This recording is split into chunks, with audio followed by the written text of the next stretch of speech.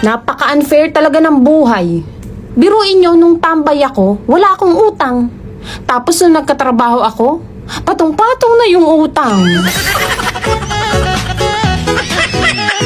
Shit, sakit ng katawan ko. Parang kailangan na magpahinga.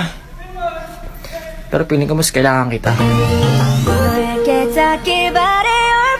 So ngayon po guys, grabe po yung nangyari sa akin kanina. Nahulog po ako sa puno. Sabi ko po, aray, ang sakit naman na nawala ka.